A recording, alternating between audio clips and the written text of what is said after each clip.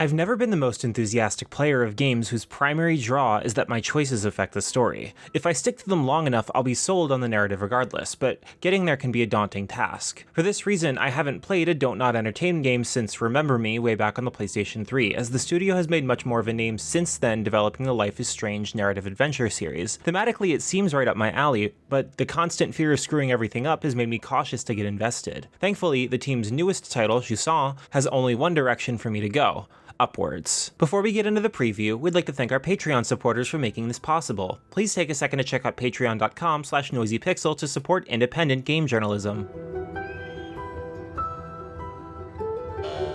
Noisy Pixel.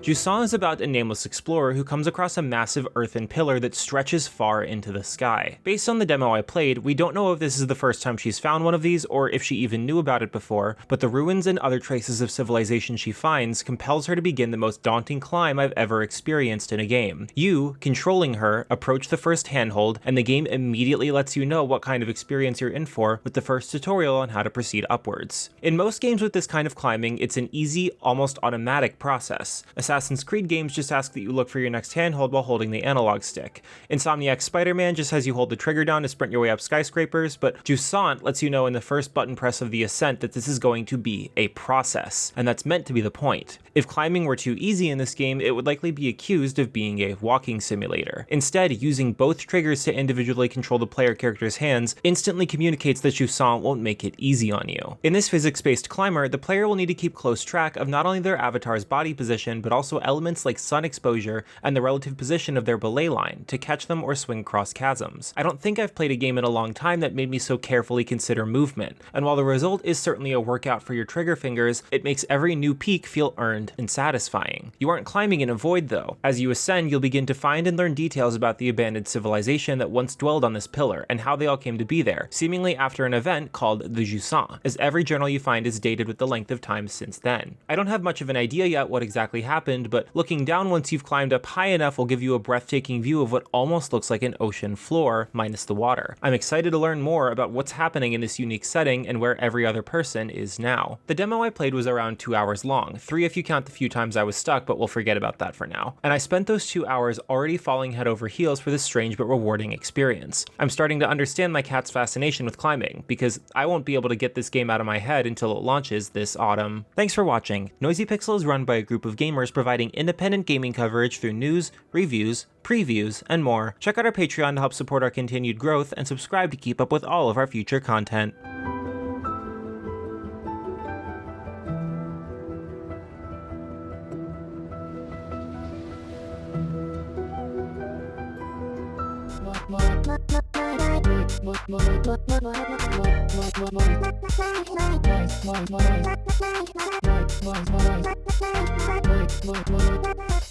Noisy Pixel.